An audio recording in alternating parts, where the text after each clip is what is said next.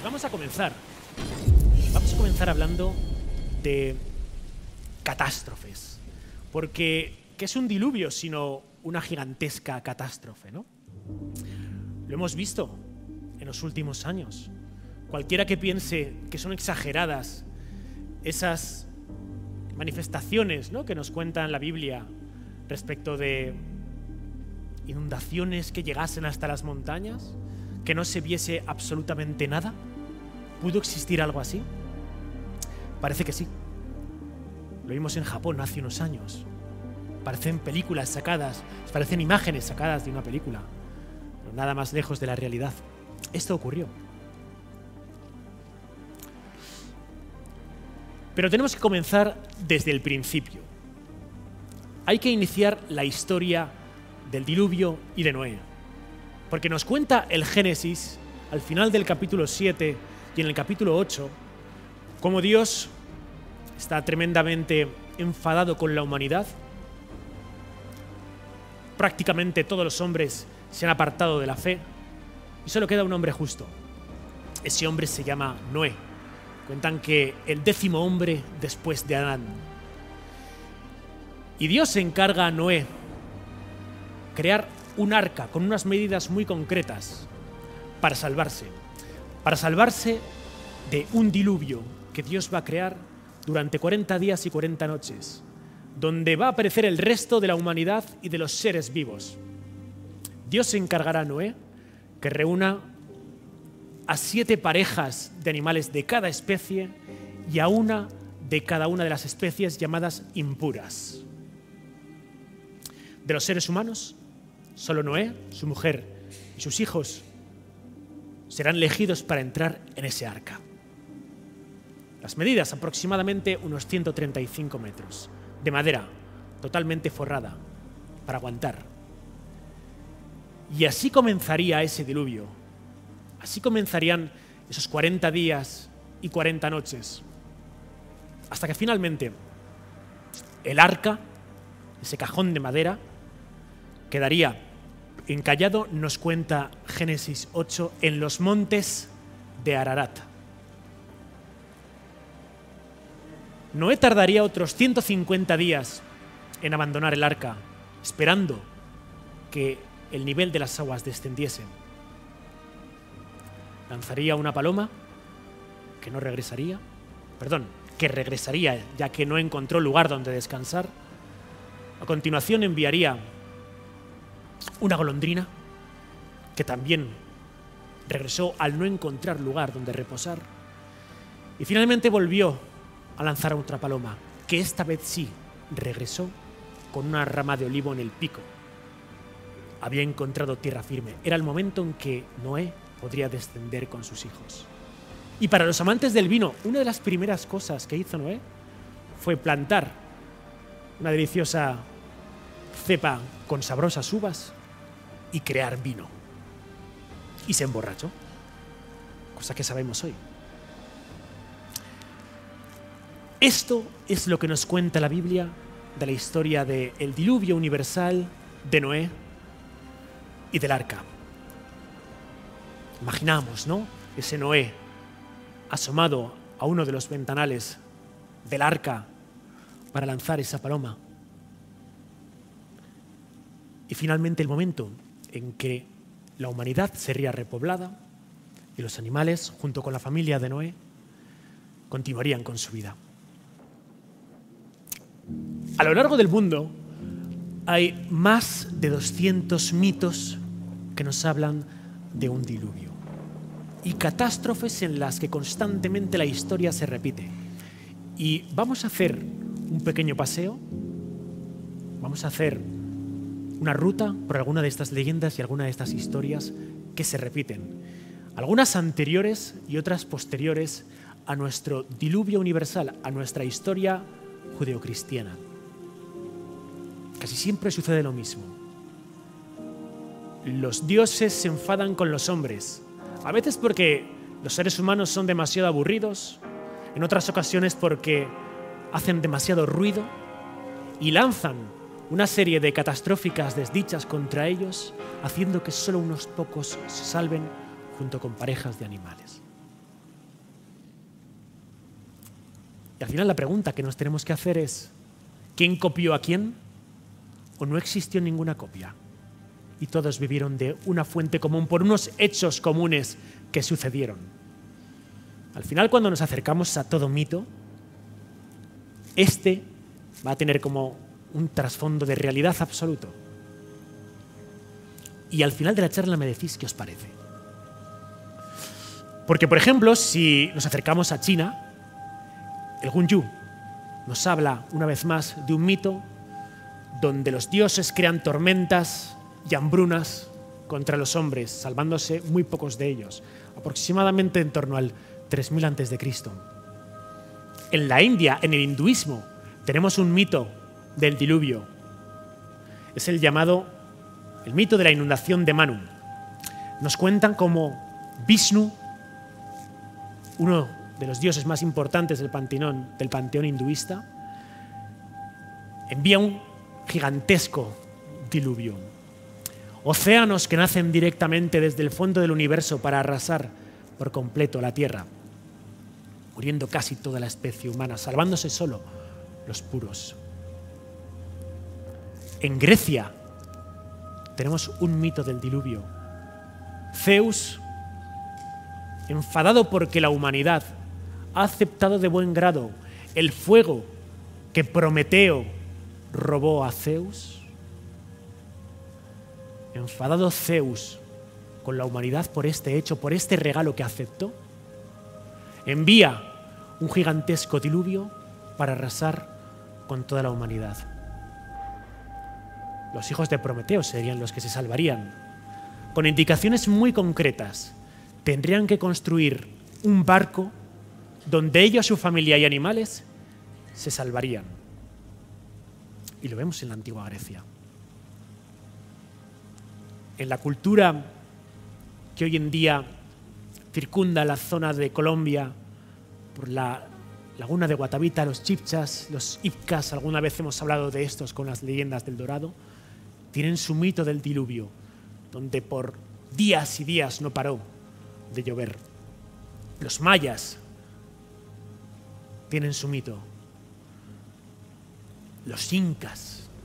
Y es que nos cuentan esas leyendas del lago Titicaca y de Tiahuanaco, como al principio los dioses que eran llamados Apus, que eran las montañas, empezaron a prohibir a los hombres que subiesen hasta ellos. Los dioses prohibían a los hombres que subiesen hasta las montañas. No se podía ascender a montaña alguna. Pero los hombres, sumidos por su curiosidad, decidieron ascender, decidieron subir a las montañas. Y los dioses castigaron a la raza humana enviando 100 pumas que destrozarían a los hombres del momento. Y cuentan que el dios inca Inti, transformado también en el famoso Viracocha, comenzó a llorar y a llorar e inundó la cuenca que hoy en día sería el lago Titicaca, creando así su diluvio. Del lago Titicaca surgieron el sol y la luna. Del sudor del sol nació el oro y de las lágrimas de la luna, cuentan por allí, la plata. Pero tenemos que avanzar, porque encontramos mitos asociados al diluvio en mi querida isla de Pascua, en Rapa Nui. El mito de Rapa Nui cuenta cómo al principio el Ariki, el rey llamado Hotumatua, vivía pacíficamente con su pueblo en una isla continental llamada Hiva. Acaecieron una serie de desastres naturales, de catástrofes. Comenzó a inundarse toda la isla y Hotumatua, el rey, envió a 7 expedicionarios, a 7 guerreros, a buscar un nuevo lugar donde vivir. Esta idea se la dio Jaumaka, el sabio principal del rey. Y esos 7 guerreros encontrarían una isla de no más de 20 kilómetros de longitud, la cabeza de un alfiler en mitad del Océano Pacífico. la isla de Pascua. Para ellos no recibía ese nombre. Ellos pensaban que no había otro lugar en el mundo y por eso uno de los nombres que recibió fue Tepit Tohot Tehenua, que significa el ombligo del mundo. Empezaron a construir moais, como los que veis,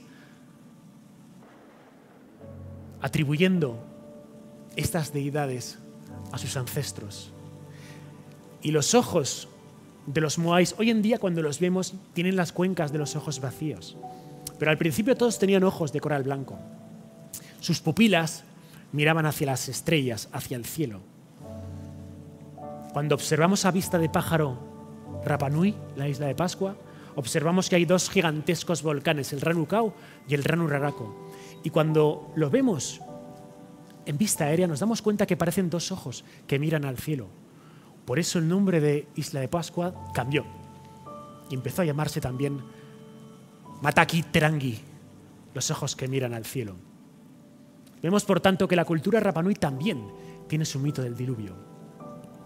Los maoríes también tienen sus historias de grandes inundaciones que asolaron con la humanidad. Pero tenemos que llegar al origen de todo, al primer texto donde se habla de un diluvio. La epopeya de Gilgamés. Si hoy nos acercásemos a los alrededores de Mosul, en Irak, encontraríamos la antigua Nínive, el lugar en el que se descubrieron una serie de tablillas que dieron un absoluto vuelco a la historia de la arqueología. Y es que fijaros, los ingleses estuvieron excavando en Nínive entre 1849 y 1854. Y empezaron a encontrar tablillas de escritura cuneiforme.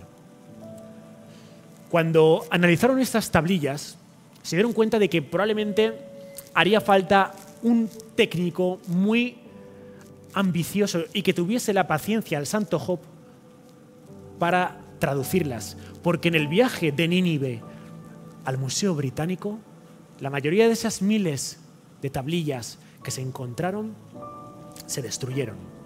Casi llegaron hechas añicos.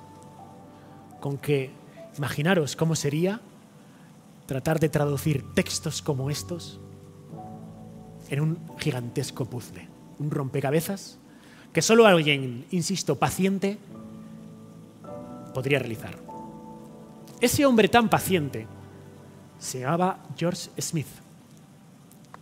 A los 21 años, él se especializa casi de forma obsesiva con la cultura sumeria. Aprende a traducir esas tablillas cuneiformes y durante años recompondría todo aquello que encontró en Nínive. Constituiría las tablillas que hoy en día podemos saber, esas tablas de escritura cuneiforme. Y un día, en 1872, él está traduciendo una de esas tablillas, datadas aproximadamente en torno al 2500, 3000 a.C., la historia, el cuento escrito por mano humana más antiguo de la humanidad, y se encuentra con algo que a mí me dejó sin parpadear hasta hoy, desde que lo leí. En el monte Nisir, el barco se detuvo. El monte Nisir mantuvo sujeta la nave, impidiendo el movimiento.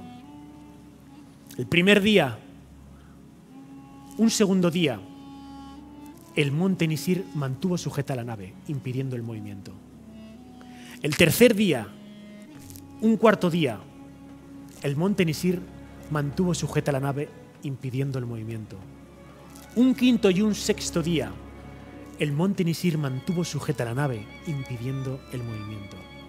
Al llegar el séptimo día, envié y solté una paloma. La paloma se fue, pero regresó. Puesto que no había descansadero visible, volvió. Entonces envié y solté una golondrina. La golondrina se fue, pero regresó. Puesto que no había descansadero visible, volvió. Después envié y solté un cuervo. El cuervo se fue Y viendo que las aguas habían disminuido, come, se cierne, grazna y no regresa. Entonces dejé salir a todos, a los 4 vientos, y ofrecí un sacrificio. Esta historia, que está escrita aproximadamente unos 2.000, 2.500, bueno, unos 2.000 más o menos años antes, los primeros textos, las primeras historias que nos hablan de Noé, suponen el texto más antiguo de la humanidad contándonos una historia. Es la epopeya de Gilgamés. Muy a grandes rasgos, la epopeya de Gilgamés lo que nos cuenta es como Gilgamés, que es un príncipe babilónico, siempre vencía todas sus batallas. Gilgamés no entiende por qué los dioses le castigan con la muerte de sus principales amigos, que si todos ellos mueren, y parte tras la búsqueda de un lugar donde encontrará una serie de hierbas que le harán inmortal. Busca la inmortalidad para evitar de esta forma el sufrimiento. Y Gilgamés llegaría a un lugar muy concreto, a un lugar donde conocería a un antiguo rey llamado Utnapishtim, que le cuenta a Gilgamés que él fue salvado por los dioses construyendo una gigantesca arca de un diluvio de grandes inundaciones, salvando consigo a su familia. ¿Acaso no es esto el mito de Noé? Utnapishtim sería nuestro Noé, no Gilgamés. Pero desde luego que la epopeya de Gilgamés se constituye probablemente como el santo grial, el preludio de todos los mitos del diluvio del mundo. Cuando al principio relatábamos la historia de Noé y el diluvio, en ese capítulo 8 del Génesis indica que el arca quedó encallada en los montes de Ararat. Hoy en día, cuando viajamos, sobre todo a Armenia, a toda esta zona fronteriza entre Turquía, Armenia e Irán, se halla esta montaña, el monte Ararat. Territorialmente pertenece a Turquía, pero para Armenia esta es su montaña. Siempre ha sido su sello y el fondo de todas sus tradiciones e imágenes, el monte Ararat. Monte Ararat. No significa ello, por tanto, que el arca tenga que estar necesariamente aquí, pero hay una serie de indicios que van a colocar a ese arca de Noé, como decía la Biblia, en el monte Ararat. Agridagi, que significa la montaña del dolor. Así que imaginad lo duro que es tratar de alcanzar su cima. Pero ni siquiera vamos a tratar de llegar a su cima. Vamos a ir a otro punto probablemente mucho más interesante. ¿Por qué el monte Ararat? ¿Solo porque lo diga la Biblia? No. Un sacerdote babilonio Beroso, ya en el siglo III a.C., habla de que algo en forma de barco se veía casi en la cima del monte Ararat. Flavio Josefo, el historiador judío, nos habla de que en el monte Ararat se realizaban ciertas visitas, que allí ese arca de Noé todavía se encontraba. No es el único. Marco Polo hace alusión a que se practicaban ingentes cantidades de visitas al arca que todavía se hallaba allí, en el monte Ararat, y lo encontramos de puño y letra en los textos de Marco Polo. Durante la Edad Media, especialmente en torno al siglo XVIII, se realizaban peregrinajes, auténticas romerías al monte Ararat, y lo tenemos escrito para ver, para visitar el arca de Noé, ese objeto sagrado y poderoso. En el año 1840 hay un gigantesco terremoto en toda la zona del Ararat que crea una brecha, un barranco, que es el barranco de ahora que lo vemos por ahí, que hace que todo el glaciar, que al final es la montaña, el monte Ararat, se mueva y que el arca desaparezca entre los hielos. A partir de esa fecha, las pistas, los textos no van a ser tan claros, pero podemos seguir rastreando qué se encuentra ahí en el monte Ararat. Hoy en día, cuando visitamos Armenia, cuando vamos a Ereván, después visitaremos este lugar, observamos el monte Ararat, el gran Ararat, que es este, y observamos el pequeño Ararat, un pequeño montículo, como el hermano pequeño del Ararat. En realidad son dos montañas. Lo que ocurre es que casi siempre en todas las fotografías estamos viendo la majestuosa. Pero tenemos que seguir avanzando. Ya en el siglo XIX, 1876, James Bryce, un diplomático inglés, asciende al monte Ararat y él dice haber encontrado un trozo de madera labrado, un trozo de madera que ha sido tallado. 1876. También los rusos se metieron por aquí, lo creáis o no. Y es que nos cuentan cómo en 1915 un piloto ruso, un aviador, Vladimir Rostovsky, está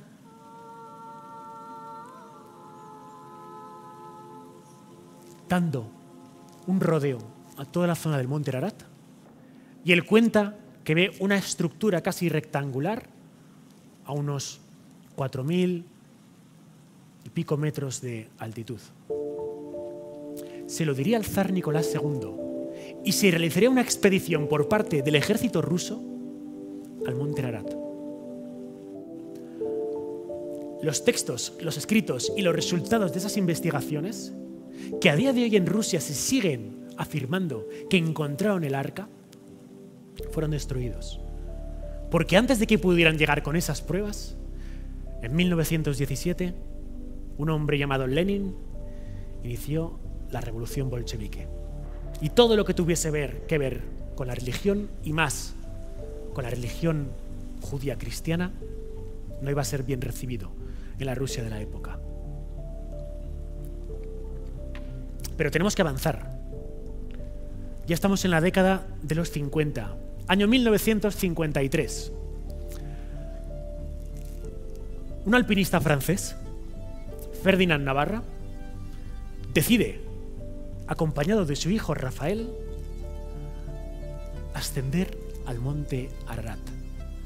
Y ascender al monte Ararat con la intención única y exclusiva de encontrar el arca. Ferdinand Navarra no trataba simplemente de alcanzar la cima y ya está. Ellos querían encontrar el arca de Noé. Tenemos las imágenes de la época de Ferdinand Navarra con su hijo en el Ararat. Los vemos con antiguos equipos de alpinismo, en esas cintas de época de los años 50. Y Ferdinand Navarra cuenta cómo en esa misma brecha que estáis viendo observa una estructura de madera. El monte Ararat no tiene absolutamente ningún tipo de madera. Ninguno. Es un glaciar de nieves perpetuas. En invierno la montaña está totalmente cerrada. Para primavera-verano se abre. Pidiendo permisos se puede ascender a este. Y Ferdinand Navarra, cuando lo hace, obtiene esta viga de madera que estáis viendo. Madera encontrada en el monte Ararat, cuando allí no podría haber encontrado madera alguna, salvo que alguien la hubiese puesto antes. Podemos pensar que encontró el arca de Noé, o podemos pensar que encontró maderas dejadas por parte de las peregrinaciones que hubo tiempo atrás antes que él. Depende de los románticos que nos queramos poner, o de los racionales que queramos ser. Lo cierto es que Ferdinand Navarra era bastante espabilado, y él sabía que si tomaba esa gigantesca viga y la descendía por la montaña, las autoridades turcas, esos fieros soldados turcos, lo más probable es que se la requisasen, se la quitasen y tuviese problemas. Así que Ferdinand Navarra directamente va a trocear esa viga en pequeños trozos de madera y se los va a llevar. Y agarraros, porque uno de esos trozos de madera llegó a España y fue analizado en el Instituto Nacional de Investigaciones Agrarias. Y la datación que Ferdinand Navarra recibió por parte del Instituto Nacional de Investigaciones Agrarias fue de en torno al 6000-7000 antes de Cristo. Madera petrificada de roble del 6000-7000 antes de Cristo. Tampoco quiero ser necio porque hubo otras investigaciones, no solo la de España.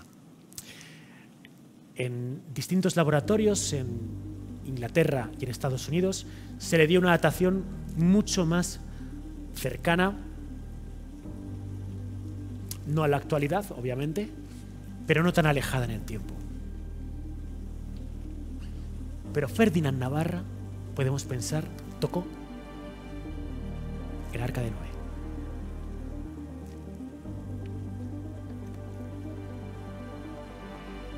Avanzamos y llegamos al año 1949.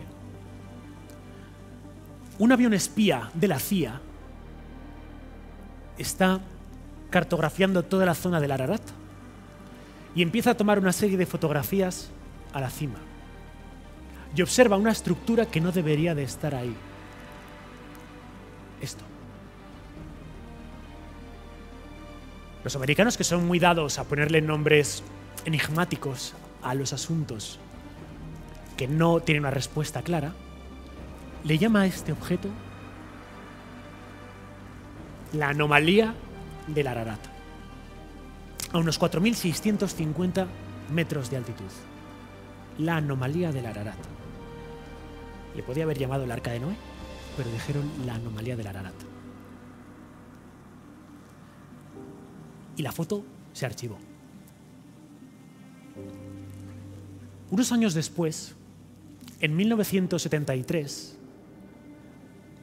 los satélites americanos Keyhole vuelven a cartografiar la zona del Ararat y observan esto, que nadie antes había visto bajo un satélite. La anomalía del Ararat, justo lo que ese avión de la CIA había fotografiado tiempo atrás. Más o menos una estructura de unos 135 metros, cubierta por hielo y nieve, al lado de un farallón que es incorporado a ese archivo de la anomalía del Ararat. Estamos viendo aquí el Arca de Noé. Y cuando estas imágenes salen a la luz, empiezan a obsesionar a muchísima gente.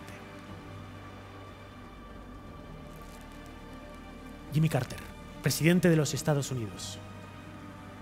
En el año 1977, Jimmy Carter está sobrevolando en un viaje en el Air Force One junto con su comitiva toda la zona de Turquía, Irán, Armenia, y pasan justo por encima del monte Ararat.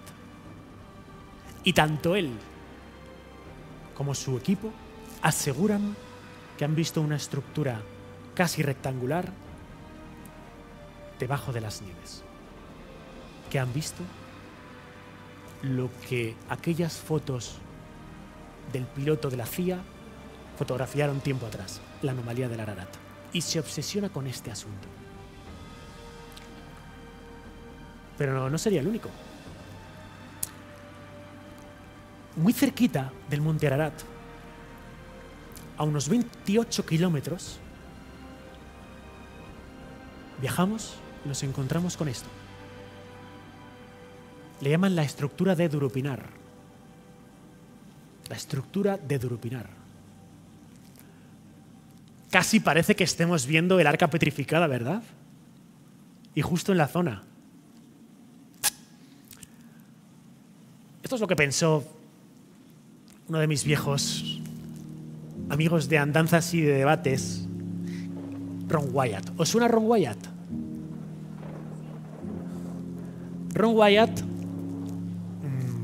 fue un hombre asociado a una determinada iglesia cristiana extremista que tuvo una serie de visiones, que tuvo una serie de inspiraciones divinas que le indicaron dónde se encontrarían los objetos sagrados de la arqueología bíblica. Y encontró el Arca de la Alianza. Y le hizo fotos y vídeos en unos túneles en Jerusalén. Ahora bien, Dios le dijo que no podría revelarlo hasta que le diese permiso. Y las autoridades judías, evidentemente, firmaron con él un acuerdo de confidencialidad y no se pueden mostrar esas imágenes. Y Ron Wyatt, por supuesto, encontró Sodoma y Gomorra y el Arca de Noé allí en la estructura de Drupinar. Por supuesto, ataviado, con ropa de aventuras, un buen sombrero estilo Indiana Jones, pero el látigo se lo dejó en casa.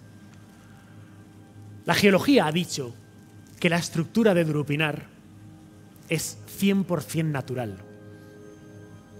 Aquí no hay rastro de madera petrificada alguna. Esto no es el Arca de Noé, por mucho que nos gustaría que lo fuera. ¿Qué más prueba necesitaríamos, no? Que la visual.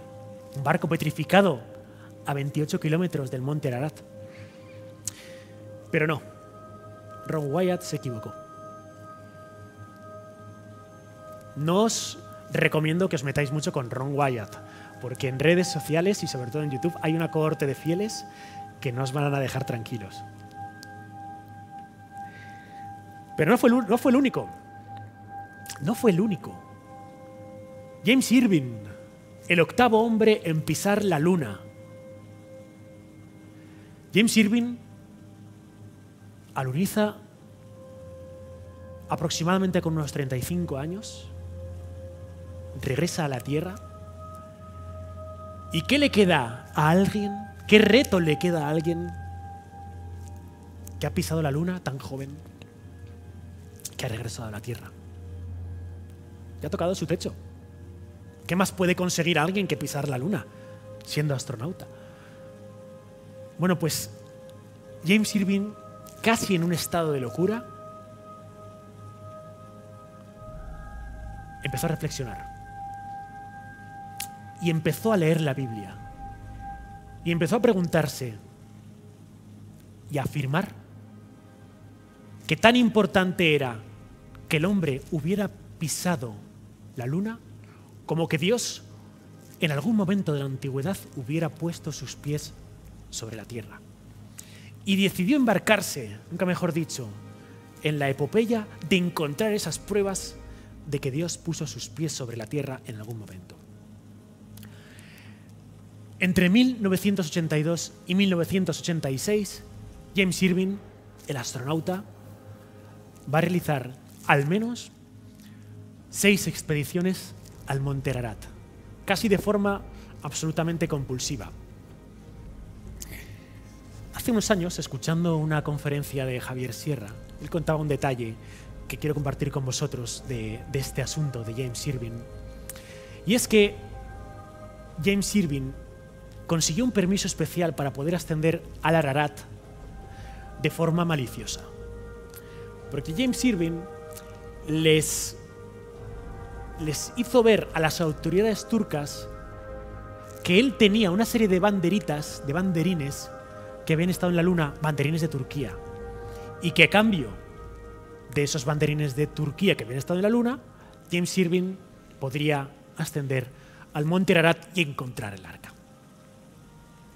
Pero James Irving mintió de forma bellaca incluso, porque cuando hoy en día escuchamos las conversaciones que tuvieron los astronautas de la expedición de James Irving, tenemos la siguiente escena. Cuando un astronauta parte camino del espacio, los Apolo, cuando fueron a la Luna, cada astronauta se podía llevar un pequeño kit de 1 kilo de peso, donde en ese pequeño kit pues, se coloca pues, lo que le apetezca, que se va a revalorizar muchísimo, ¿no? Pues que sí, unas fotografías, alguna pulserita del vecino, los anillos de la boda, etc. Un kit de 1 kilo. El caso es que cuando hoy escuchamos la conversación que tiene James Irving con su compañero cuando están ascendiendo al módulo lunar, James Irving empieza a hablar con él y su compañero le dice: oye James, ¿y tú qué llevabas en el kit? ¿Qué te has traído? Cuando ya están arriba. Y James Irving maldice y le expresa: no te lo vas a creer, me lo he olvidado en la luna. Así que nada de banderitas que habían estado en la luna. Les mintió totalmente, porque ese kit de 1 kilo de James Irving todavía sigue en algún punto de la luna. Pero no lo encontró. No encontró el arca de Noé. Pero tenemos que preguntarnos: ¿existió realmente un diluvio?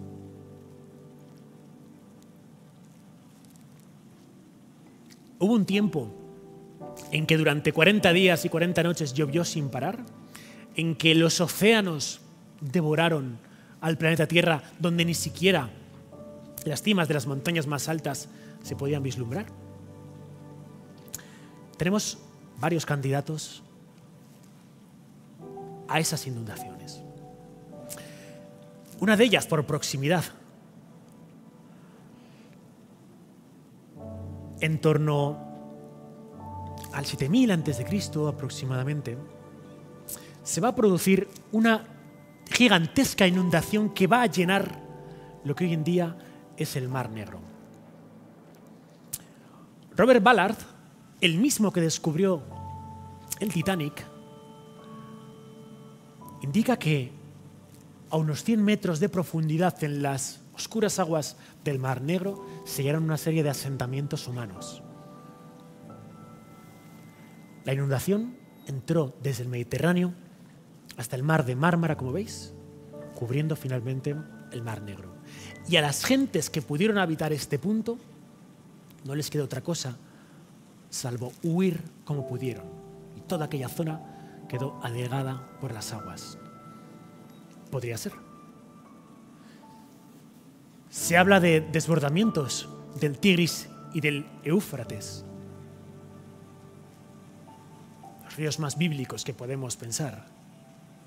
Podría ser otra opción, aunque no la veo tan plausible como la del Mar Negro. Pero ¿y si la solución del diluvio viene del espacio?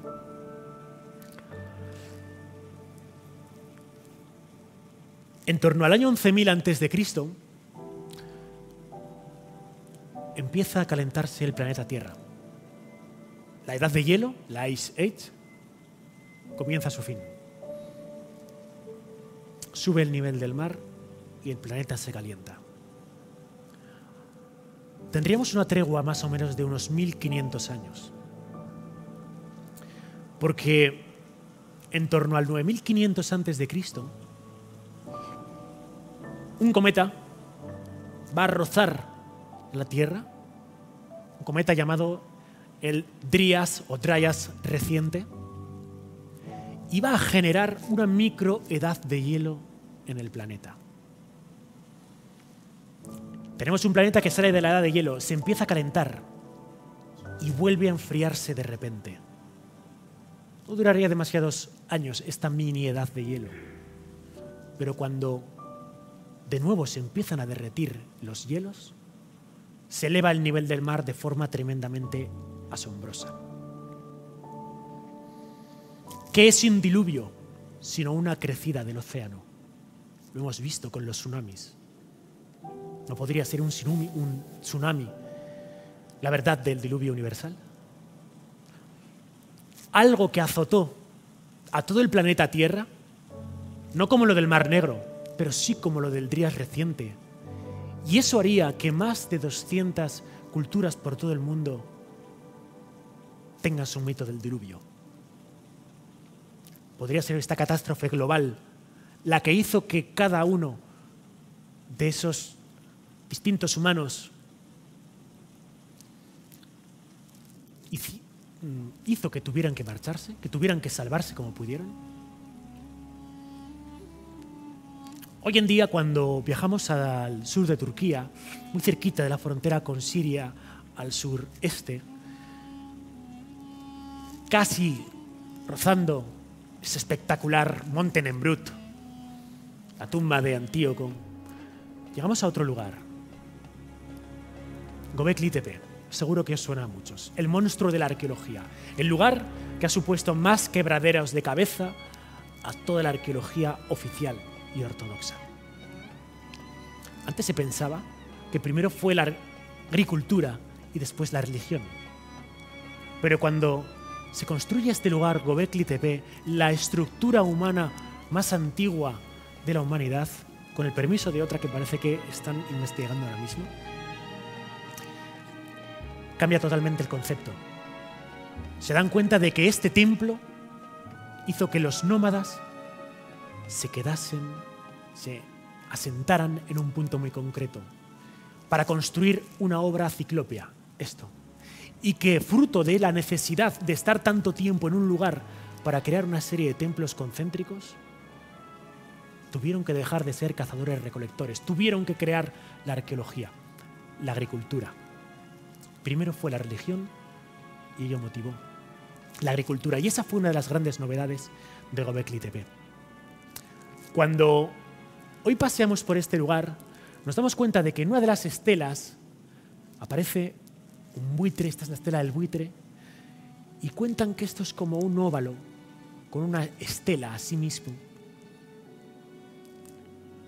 que hay quien ha querido ver, y hablo del mundo oficial de la arqueología, el cometa que pasó por la Tierra en aquella época. Porque no olvidemos que Göbekli Tepe tiene 12.000 años de antigüedad, justo cuando el Drías reciente, los años posteriores a que el Drías reciente rozase la Tierra. Cuando paseamos por Göbekli Tepe, todo suena a Génesis. Vemos el Tigris, vemos el Éufrates, todo está por esta zona. Göbekli Tepe, un lugar donde en muchas de las estelas que estamos observando hay representaciones de serpientes. Un lugar que en el momento en que fue construido era un vergel, donde vivían hombres con felicidad. Y algo pasó, no sabemos muy bien qué, que hizo que los habitantes de Göbekli Tepe cubrieran estos 16 gigantescos círculos, los tapasen premeditadamente y se marcharon. ¿Qué lugar asociamos a un punto donde los hombres vivieron, que era un gran vergel, que estaba en esta zona entre el Tigris y el Éufrates, donde se representaron serpientes y donde los hombres fueron expulsados? Hay quien ha querido ver que Göbekli Tepe no es otra cosa sino el paraíso terrenal del que nos habla la Biblia. Testigo mudo de esta historia es el gigante de Vallikligol, encontrado también en los alrededores de Sanliurfa, la ciudad más próxima a Göbekli Tepe. Sanliurfa, la antigua Urfa, la antigua Ur, con esos ojos de obsidiana. Fijaros qué posición tan extraña, ¿verdad? Qué traje tan raro para tener unos 12.000 años de antigüedad.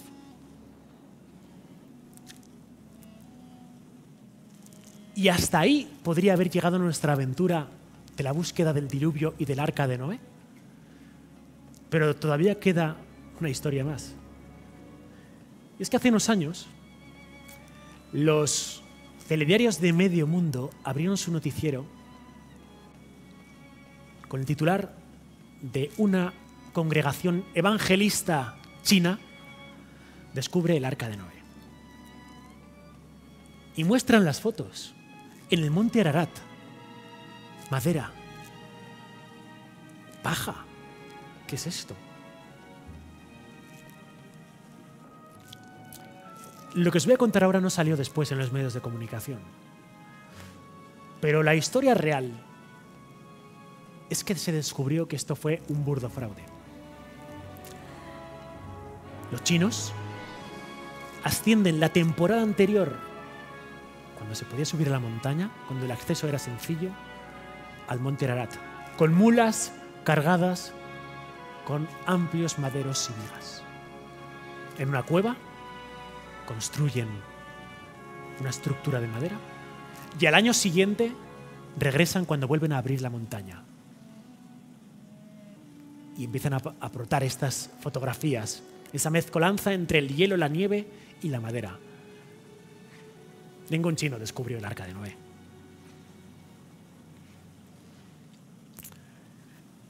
Y bueno, los que ya me conocéis, ¿no?, que si se me pone una cosa entre ceja y ceja, no me puedo resistir. Esto hizo que cuando leí todas estas historias y empecé a sentirme atrapado como polilla ante la luz, ante la historia del diluvio y del arca, no me quedase otra salvo coger a mi amigo Pablo y marcharnos a Armenia a ver qué podíamos descubrir por allí. Y yo no sé si sois afortunados o no, pero yo por lo general, si tiene que ver con la naturaleza, soy muy desafortunado. Lo que veis de fondo, me refiero de fondo de la ciudad, es el monte Ararat. Yo tampoco lo vi. Ya veis qué gigantesca nube que cubre la majestuosa montaña. Esto es Ereván, la capital de Armenia. Paseamos por la ciudad, encontramos estructuras majestuosas, catedrales antiguas. No olvidemos que hay que poner el foco en Armenia muchas veces. ¿Cuánto nos acordamos, ¿no?, del terrible holocausto que sufrieron los judíos? Pero ¿quién se acuerda del terrible holocausto que sufrieron los armenios por parte de Turquía? Pocos países en el mundo han reconocido el holocausto armenio. Y hoy en día, cuando visitamos Ereván, podemos darnos una vuelta por el Museo del Holocausto, donde cuentan la historia del genocidio armenio. Y vemos que la cerveza típica del país, evidentemente, tiene que ser la cerveza Ararat, con la montaña como leitmotiv. Incluso los platos tienen forma de arca. No me digáis que este delicioso cachapuri... ¿Habéis probado el cachapuri alguna vez? ¿No? Si alguna vez tenéis la ocasión de probar este plato, vuestro estómago va a hablar, pero de verdad que es una cosa extrema. Es típico plato también de la zona, casi con forma de Arca de Noé. Cuando paseamos por Ereván, nos damos una vuelta por lo que es el Vaticano de la Iglesia Ortodoxa Armenia, Etzmiazin, un lugar en cuyo museo,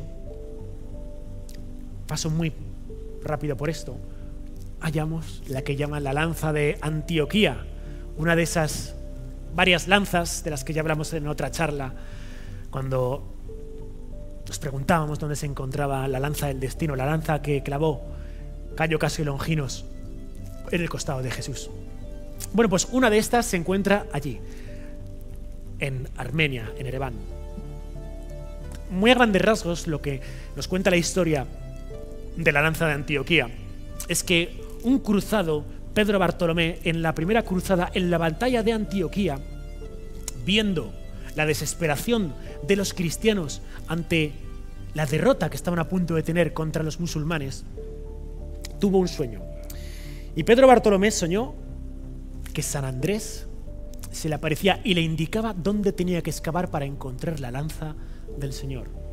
Y Pedro Bartolomé, llamando a todos los cristianos, empezó a excavar y encontró la lanza que llaman de Antioquía, que por determinados avatares acabó en Armenia. A mí más me parece un estandarte que una lanza, de verdad. Pero bueno, no vamos a quitar la ilusión a los armenos, que están tremendamente orgullosos de la lanza de Antioquía. También en el museo de Etzmiazin encontramos restos de madera del Arca de Noé, que allí te aseguran que son del Arca. Este es el Kop Birab, este es el monasterio que siempre nos va a hacer de telón de fondo en todas esas imágenes que vemos detrás del monte Ararat. Y es curioso, ¿no?, darse una vuelta por este lugar, por el Kop Birab, y sentirse tan cerca del Ararat, tan cerca del Arca de Noé. Llegó la tarde y una vez más La divinidad no quería que pudiéramos ver el arca, que pudiéramos siquiera ver el monte Ararat. Al día siguiente me levanté muy pronto porque dije, bueno, esta es la última opción, o ahora o nunca, ¿no? He venido aquí de propio para ver el Ararat y amaneció así. Y no sé si sería por esa fe, ¿no?, de haber viajado desde tan lejos solo para ver una montaña. Ni siquiera iba a escalar el monte Ararat, yo fui en invierno. Pero cuando ya me marchaba de Armenia, ocurrió esto. La nube se despejó y para mí fue especial poder observar el Ararat con toda su majestuosidad, esos más de 5.000 metros de montaña. Está ahí el arca de Noé. Y cambiaba de país. La historia supuestamente iba a terminar aquí. Pero no sé si el destino, la providencia, la suerte o la casualidad, o a lo mejor mis propias fantasías, hicieron que todavía quedase una sorpresa. La siguiente parada era el lugar donde, bueno, hay los grandes enemigos de los armenios, ¿no?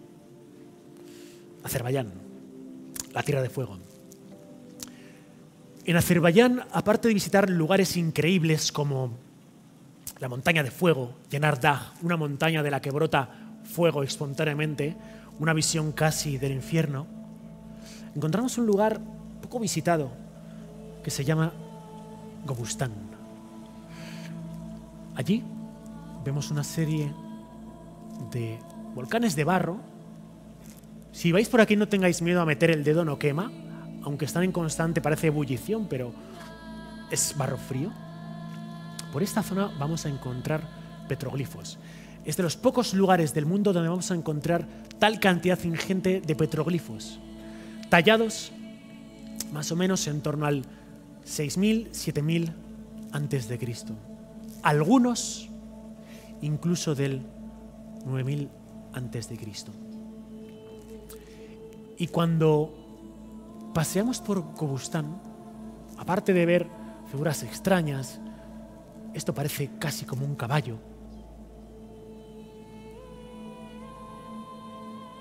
Yo vi algo que me dejó totalmente perplejo.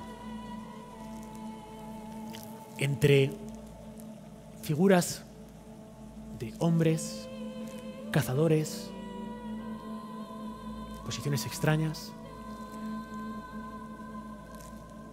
observo distintos hombres juntos, no sabemos muy bien haciendo qué, si entonando algún tipo de ceremonia, alguna reunión, no sabemos qué es eso. Pero de repente vi lo que yo observé como una gigantesca tormenta. ¿Y qué es esto sino un barco? En torno al año 9000 alguien talló una tormenta con hombres huyendo y un barco en la parte superior. Estamos muy cerca de toda la zona donde la Biblia dice que quedó encallado ese arca de Noé. Este es el lugar que nos cuenta la Biblia que fue testigo del diluvio universal.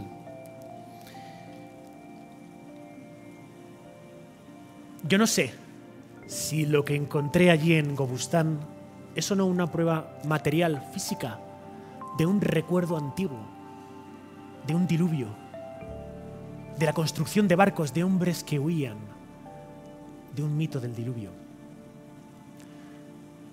Pero lo que sí que sé, y que esta búsqueda me dio respuesta, es de que en algún momento de la historia el nivel del mar, el nivel de las aguas creció y que los océanos devoraron con toda su fiereza a grandes comunidades humanas y que hubo muchos humanos que tal vez por intuición, tal vez por ese sexto sentido o por qué, decidieron construir barcos, decidieron construir arcas y se salvaron. No sé si alguno de ellos se llamaría Utnapishtim, si alguno se llamaría Noé. Pero gracias a estos hombres que se salvaron en ese diluvio, hoy en día estamos todos aquí para contarlo.